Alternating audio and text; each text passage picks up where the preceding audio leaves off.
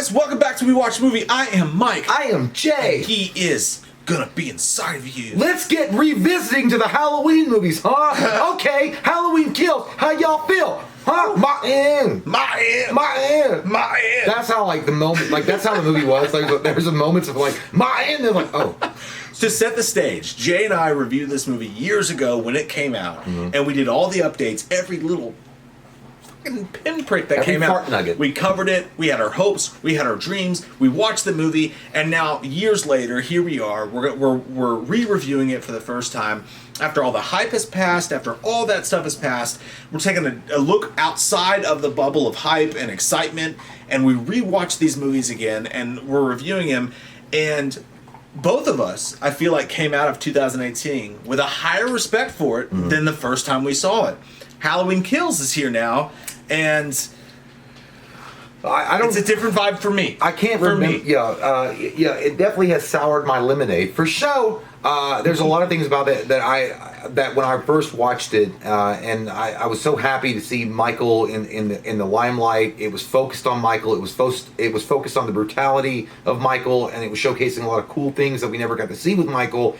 That I overlooked some other things. It was very much rose-colored glasses. I don't know. I sucked his dick to get into college, but I still got a fucking scholarship. Got to do what you got to do. But looking back on it, college is expensive. I don't hate this movie at all. I don't hate this movie. I think this movie is a very, very, very, very solid film, 100%. And it definitely feels like a movie I would watch in my Halloween collection without I would skip Halloween 5, I would skip H2O, I would skip Rob Zombie's H2 and Resurrection. I know people are going to be like, H2O, yeah, I will skip it, fuck you. I feel like what the problem, the script is written terribly. It's a very, very poorly written script. And you have Anthony Michael Hall playing Tommy Doyle in this. And Anthony Michael Hall is an amazing actor. He really is a fucking stellar performer. And the lines, the evil dies tonight, oh my god, the fucking corn flakes that came out of his mouth when he said those words is unbelievable. It came through the screen, it was that hard. And there's a lot of... It just... Sometimes this movie feels directionless. It literally feels like shorts of a good... of Halloween movies. Like shorts combined together with barely visible glue.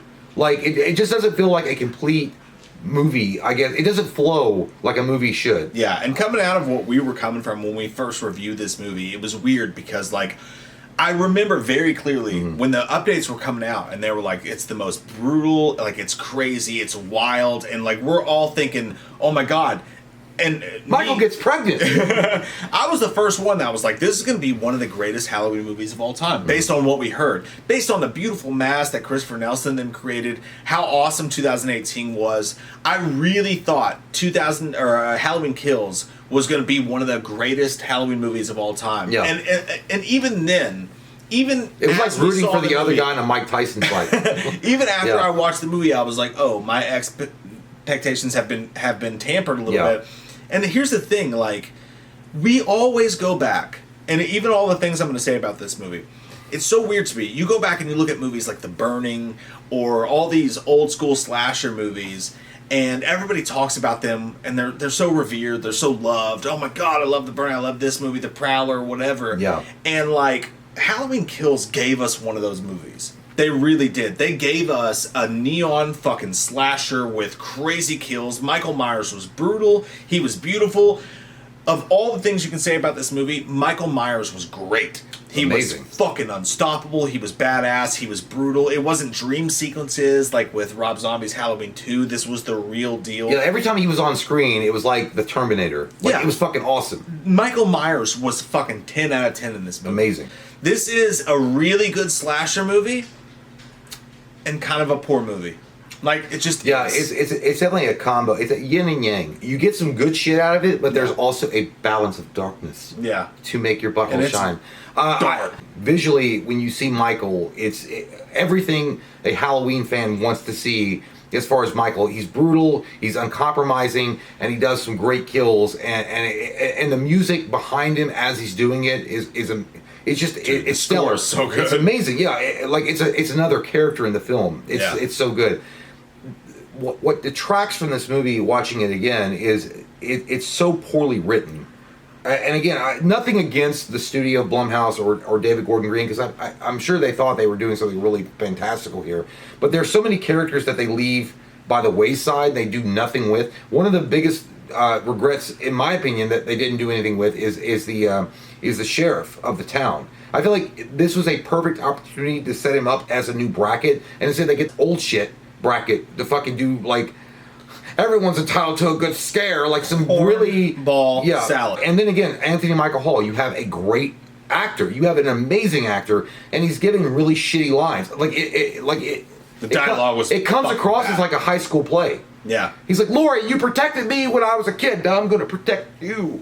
And you're like, oh my god. And I'm gonna kill him with this bat. Yeah, it was so corny. I literally a corn cob came out of my mouth, and that wasn't because I just sucked off a guy in Kansas. And I was the guy who sucked off. Yeah, it was. It was a good trip, dude. The firefighter scene. Oh my fucking lord. Yeah. Like boners all around. Too bad it was all in the goddamn trailer. There were so many cool moments with Michael in this, and then it just because the trailer ruined it, and because the script held it back. Like the point, one of the worst parts of the movie. Like it read and it looked like something out of a Stephen King adaptation of a book that was put on TV. Is the hospital scene when Anthony Michael Hall comes and rallies the town folk and evil dies tonight. We've watched you fail time and time again. When he's like, evil dies tonight, you always said it back, and then someone goes, evil dies tonight. It made it worse. And they're all running up the stairs chasing this one guy that you saw one time. Who looks nothing like Michael Myers. Yeah, that you saw one time in 2018 when they were in the when he was like, say something, Michael. Figaro. It was fucking, oh my god, dude. At the end of the day, I think this movie, I don't remember what I gave. It's gonna be an 8 for me out of 10. Yeah, I'm just gonna give you the overall score. I'm not gonna go. It's 9 out of 10. This movie is a solid 6.5. I love the moments with the couple that live next door to Lori with the little drone thing. I thought that was cool as fuck. Like, your mother's mask smells like Lucky Strikes. Yeah, I thought that was cool. And Little John and Big John, that scene was kind of cool. I don't know. Watching it back, it was kind of cheap too, because it really wasn't that like amazing. Like, it was endearing, but like also you're like, what are we doing? Big John's death is cool, but then Little John's death is like, okay, nobody gave a shit. Yeah. But yeah, overall, dude, 6.5 at the end of the day. Dude, I'm right there with you. I think that we were so excited for this film. I think the hype was way higher than any of the other movies for going to see Halloween Kills. The kills, the special effects, the practical effects, 10 out of 10. Yep. Watching Michael go through Haddonfield and just tear people apart, 10 out of 10. But going back and watching it now and watching some of the dialogue in this movie, and like that, this is for Dr. Loomis, and like the ham-fisted, over the top, trying so hard to Easter egg the franchise constantly, and then you take Laurie Strode. And they're like, I don't even know what to do with her. She's a background character. We're just going to put her in a hospital That's all she was, for the entire time. At the karaoke hall, the way they were doing that, it felt so corny. It felt so weird. It felt so strange.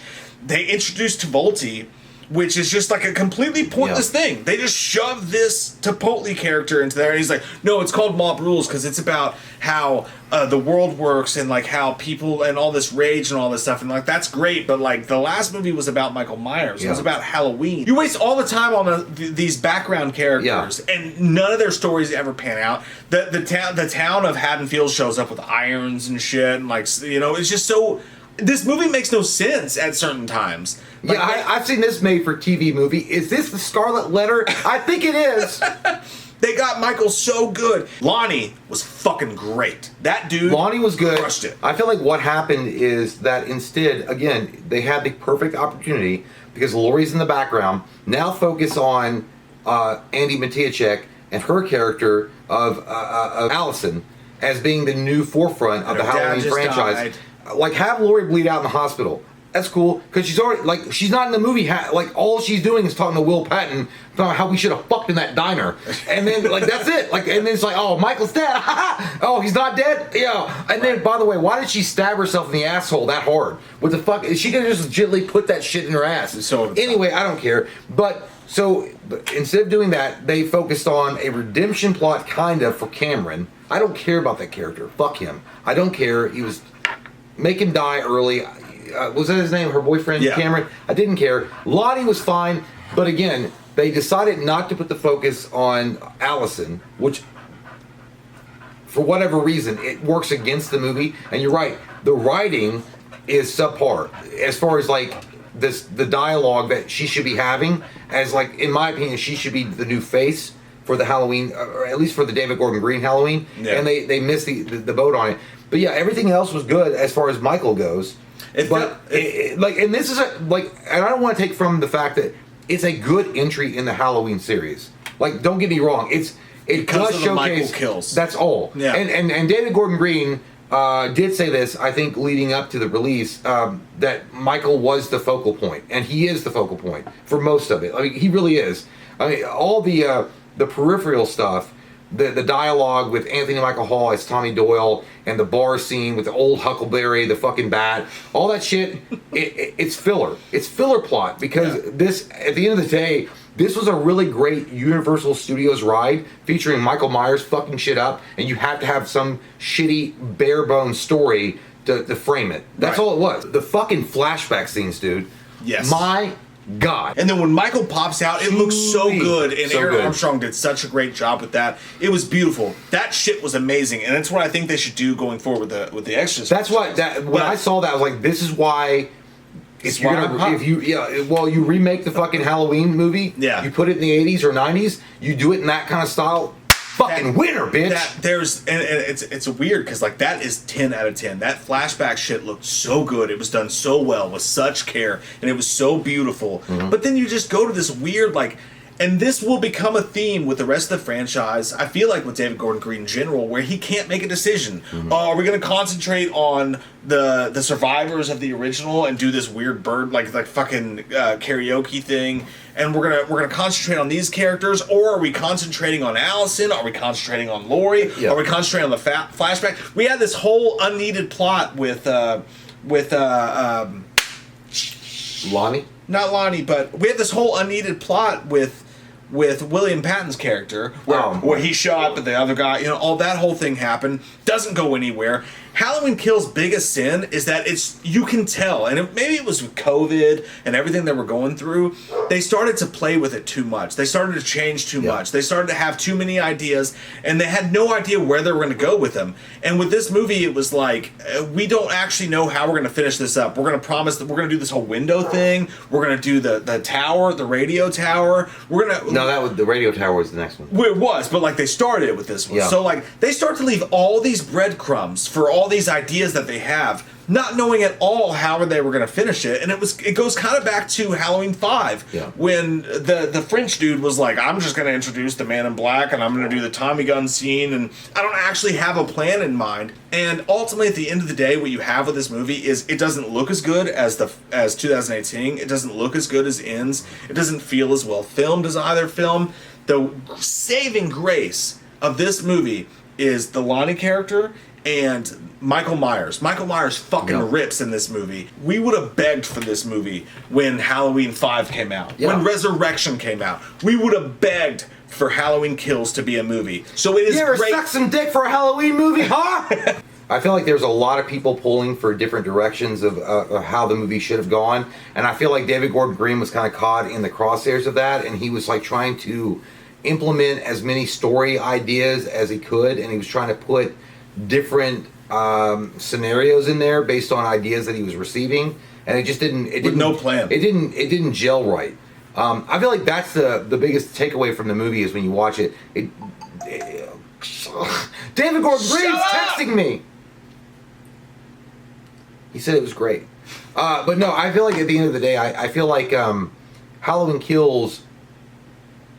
It doesn't have a. It just feels like it doesn't have a central plot. Yeah. Like even a bad one. You know what I mean? I would have taken a bad central plot over no plot. Like it feels like it's there, like that there is a bare bones idea of a plot that's happening in the movie, but it's never fleshed out enough for it to be like a consistent film. And so when I watch it, I feel like again, when I go back, it feels like a lot of short films put together. And that's what it feels like. A lot of cool short film moments with Michael and certain situations in it that are kind of mushed together with like cheap ass glue that you get it from Dollar General. And that should only last for a day. I know, trust me. But yeah, at the end of the day, it's definitely not good as far like from what I remember. It's not bad. I mean, don't get me wrong. It's still a great fucking movie.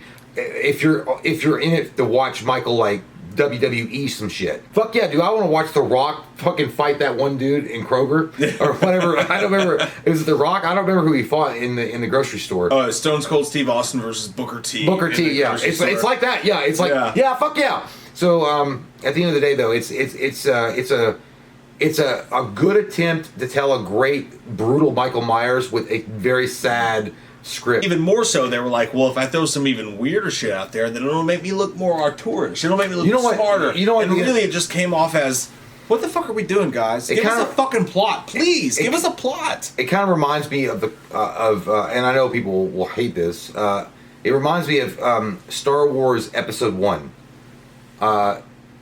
The plot was nonsensical in a lot of ways. It bounced around a lot. There were some cool action sequences in the movie. Darth Maul was fucking awesome, but they introduced like stupid shit like the midichlorians or whatever that Qui-Gon Jinn talks about, and there was like characters that were written off that should have had a bigger part, and then they were giving bigger and larger plots and story to characters that nobody gave a fuck about. Yeah, I feel like it suffered from that, but I feel like it was maybe it was like Green was trying. He was like overdoing trying to make a great movie, and because of that, and you held on too tight. Yeah, like hold on loosely and don't let go. Like yeah, it was 38 special shit. I don't know. And maybe maybe we all could run into that. Like, oh man, there's so many fucking toys I could play with, and there's so many different ideas I could fuck with. And then like, well, what do you want to do? It's like, I'm gonna put them all in here. Yeah. Like, well, dumbass, it don't work. And eventually we'll find out that Halloween Ends doesn't explain half of the ideas that they bring forth in this movie, which actually hurts. What was that? I don't know. I thought you got possessed by Michael's butcher knife in your ass. Which actually, Halloween Ends not divulging some of these ideas really does go back and hurt this movie as a whole. Just pick a main character and then have Michael be the guy. Pick a storyline. Like, yeah, Michael. Maybe that would help. Michael could be the fucking Apollo, right? He could be the Apollo. Where's our Rocky? Where's our fucking person to rally behind? You had it in Allison, right? Yeah. You fucked that up. So, okay, if it's not going to be Allison, if it's going to be Tommy, give us a fucking Rocky and Tommy. But Indecision fucking plagued this movie. It plagued it. So, that I don't remember what we gave it, but I know it was higher than a 6.5 before. But yeah, it was a lot higher than that, hey. Yeah. So that is our re-review of Halloween Kills. Definitely going to ruffle some flevers. Yeah. The plebeians! Your host, fucking face. Thanks for watching. We'll see you soon with Halloween Ends. See you guys. Let's go, you fucking host. Okay. Here comes that white-faced fucker, an asshole like no other. He's a big old piece of shit. Wants to stab your sister's tits cause he's a white-faced fucker. Loomis can't recover. Dr. Challenge drunk again, sleeping with your sister's friends. Do you want to know about the darkness? I said, goddamn. Halloween never ends, suck my fucking dick, and I don't really care what Blumhouse fucking says. Put him in a box, or suck a fucking cock. You can say he's dead, but we all know he's not, yeah.